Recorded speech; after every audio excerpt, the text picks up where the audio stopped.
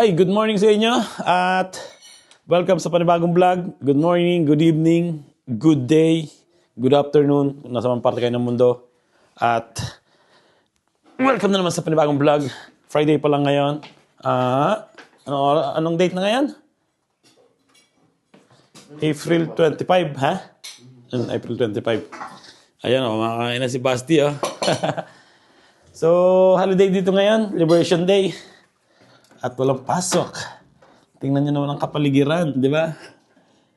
Ramdam na ramdam mo walang mga trabaho yung mga tao eh. Hindi busy yung kalsada eh. So ayan, nag-umagaan na kami dito.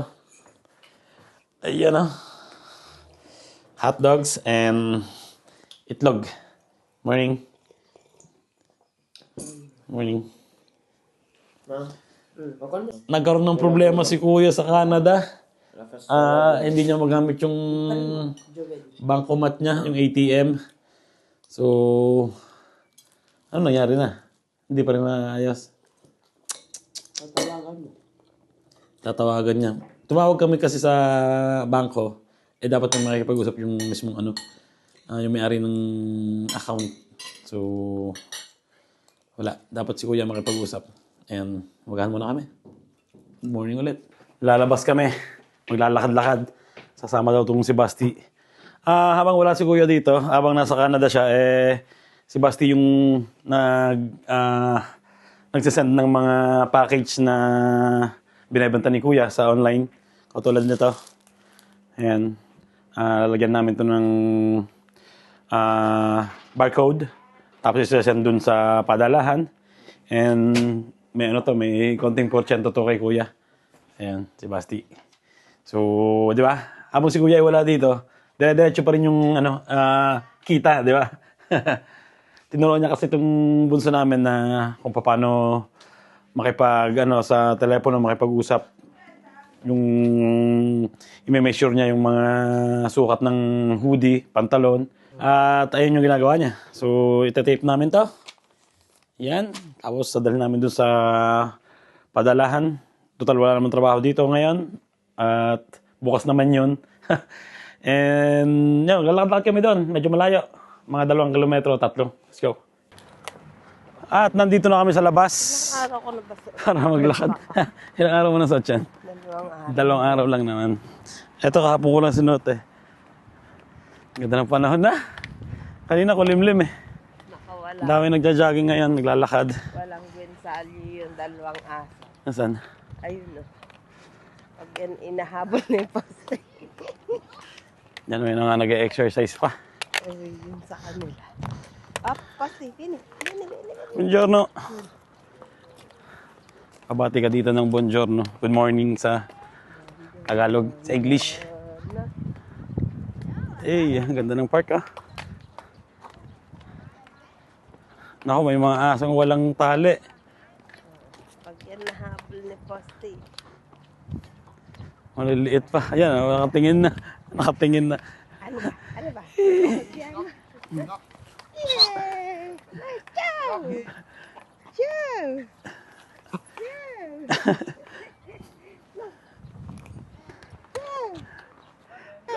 Diyan mo. Ciao, buongiorno. Kinulot ni Poste yung mga aso eh. Dito na kami sa harapan ng school ni Basti. Poste, dabay. Diyan pumapasok si Basti. Ilang taon na lang si Basti dyan? 2 pa. 2 pa pala. Matagal pa pala. Ganda na ng mga bulaklak dito. Ebe. Andito na kami sa padalahan.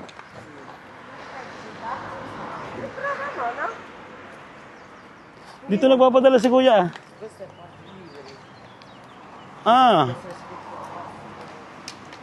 Ito? Naku, hindi pala dito. Saan yan? Ayan, nandito na kami sa basketball court. Pero wala kaming dalang bola. Yung makulit na aso. Hindi sa'yo yun. No. No, botilla. Ya wala ka sa cup. An? Cup. Hindi pwede yata yan. Dito kami sa park na aso. Oops, sasarado ko lang. May dumating na ibang aso, mahirap na.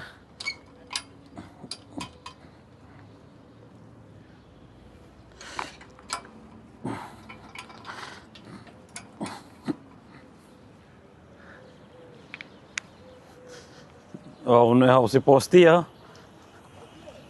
Hey! Bye, bye! Ayun, malapit na kami sa bahay. At sasamahan ko na lang si Basti sa ano? Sa motor. Magmumotor na lang kami. Tingnan namin doon sa medyo malayo kung bukas. Yung padalahan. Ate Mercy. Pilipina. Ate Mercy. Ciao, Ate Mercy. Ciao. Ay. Andito na kami sa bahay. Pero lalabas pa kami ni Basti. Ayun, nag-aayos to si Miss ng kwarto ni Kuya. At sasamahan ko muna si Basti sa isang supermarket para padala ng mga package. Ciao, Chi! Diyan mo. Tara, Basti. Pas pa na pala. Mamotor tayo. Ha? Pas pa na pala. Fort. Ayun. Motovlog muna kami ni Sebastian. Nasaan ka?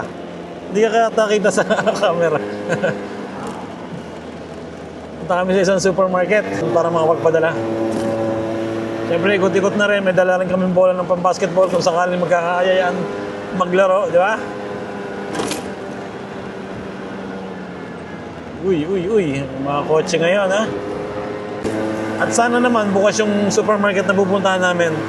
Kahit pala sarado yung pupuntahan namin supermarket, nasa labas pala yung locker nila. So, pwede kami magpadala. Kahit sarado yung supermarket. Ayan, let's go. Malapit na umulan. Di panahon para maging hari. Di panahon para maaga pa. Dahil ang buhay natin ay sadyang ganyan. Umaraw, umuulan. Ang buhay ay sadyang ganyan. Umaraw, umuulan. At ayun, nandito na kami sa supermarket. May isang problema. Hindi kami makakapag-send ng package ni Kuya kasi nga ano pala dito, iba yung tatak ng locker nila. Kailangan namin yung compatible dun sa kailangan padalhan. Kasi dito, iba-iba yung pangalan ng locker. May mga Amazon, ito, ibang pangalan din. So, hindi kami pwede dito. Siguro, maghihintay pa ng sa Monday pa. Pwedeng mag-send ng package si Basti. Ha? Bukas pala. Kala ko walang pasok din bukas. Bukas pala, normal na araw. Ako lang walang pasok, kami ni Mrs. Tsaka school. Si Basti, wala nang pasok. So, ayun, lalaro na lang kami ng basketball. And no choice, di ba? Kundi humanap ng pagkakaaliwan. Basketball tayo.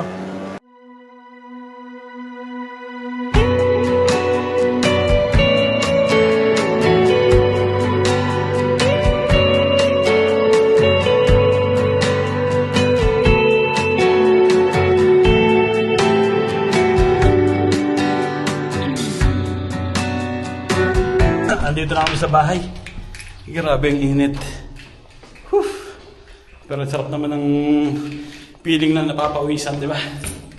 Luto naman ng tanghalian. Siguro mga 11:45 na ngayon. Nandito si Mrs.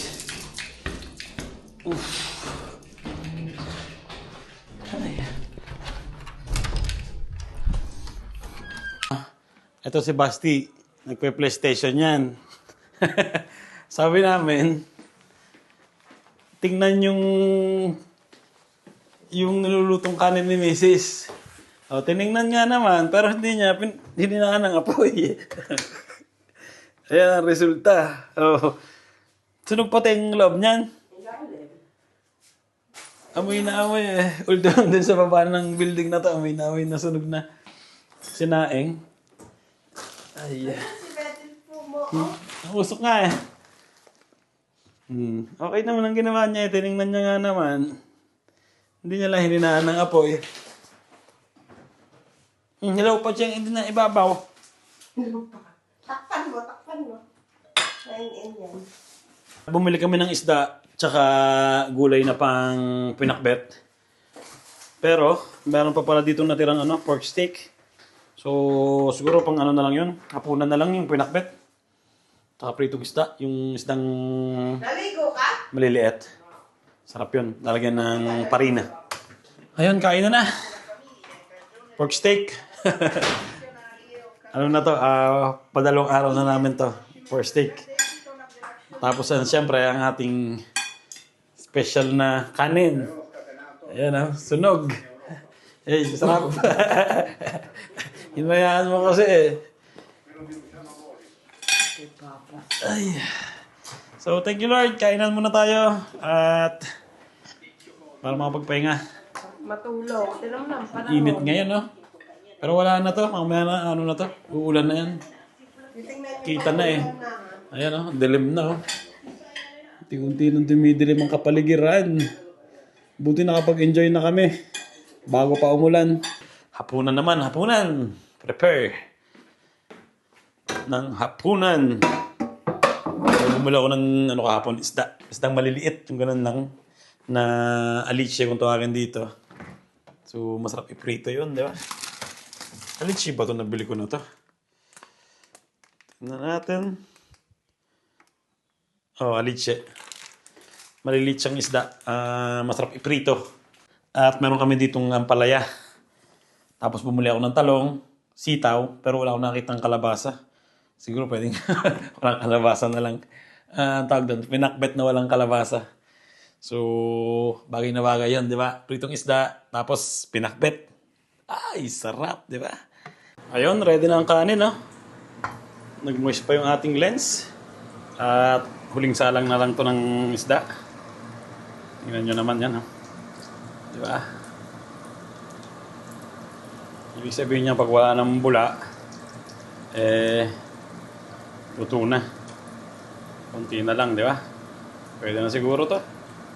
Ang sarap Walang tapon Kain pati tinik. Diba? Lagyan ko siya ng parina. Para masarap. Mas crunchy.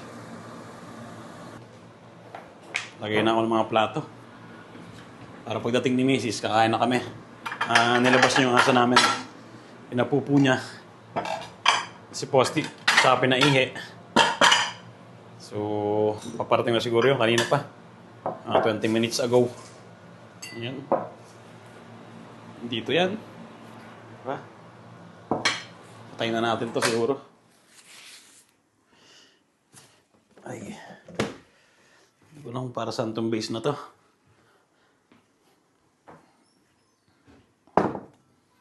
Kumustahin natin tong ang bango, grabe. Sarap talaga pag maraming tawag doon. Alamang. Ayan Kulang ng dilaw. Pero okay lang yan. Wala rin palang okra. Hindi pala nakapil yung okra. Sarado kasi yung mga negosyo ngayon Ano lang half day lang. Sa supermarket dito wala kang mabibiling okra. Pero sa mga Asian market, meron. Kaya lang, tulad sinabi ko kanina, malalayo. So, tikman natin. Ang ingit. Yan. Iwanan ko lang siya ng mababang apoy para maluto ng todo yung medyo matigas-tigas pa ng konti yung ampalaya. Siyempre, tikman din natin tong isda na to. Favorite din to ng bunso namin Ayan Let's go. Wow. Ang tapon, di ba?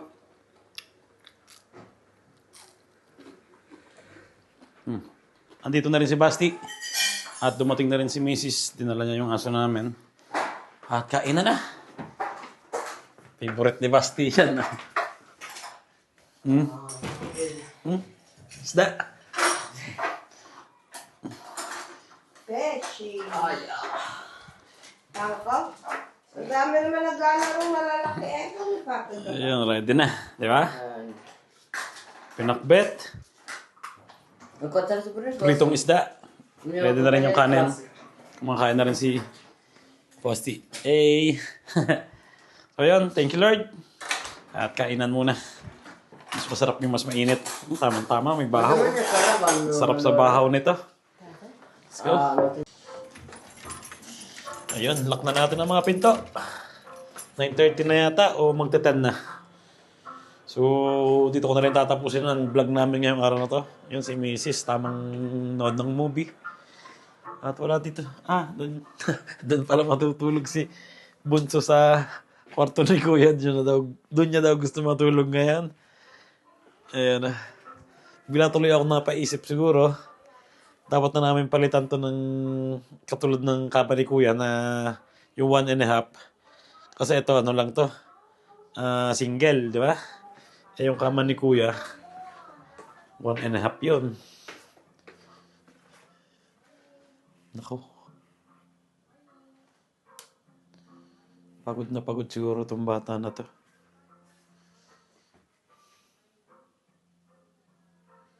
Tulog na siya. Huwag na nating abalahin. Ay. Kasi alam niyo kung bakit pagod na pagod yung batang yan. Nag-basketball kami kanina umaga. So, nung hapon, alas 4 yata, alas 4:30, nagpunta pa rin siya sa court. At naglaro pa rin ng basketball. So, pagod na pagod yan.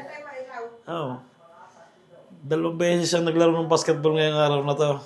Kaya ayun, bagsak, di ba? Ang maganda naman doon, maaga siyang natulog, maaga makigising. Kasi, pumunta kami ng market bukas. So, yung ginagawa ni Kuya, gagawin namin ni Mrs. Kasi tuwing Saturday, nagpupunta sila ng market para mamili ng mga pambenta sa online, di ba? Wala ngayon si Kuya, nasa Canada. So, kami muna magsasama ni Mrs., di ba? And dito ko na tatapusin ang vlog namin ngayong araw na to at sana nag-enjoy kayo. Ingat palagi at God bless sa inyong lahat. Ciao!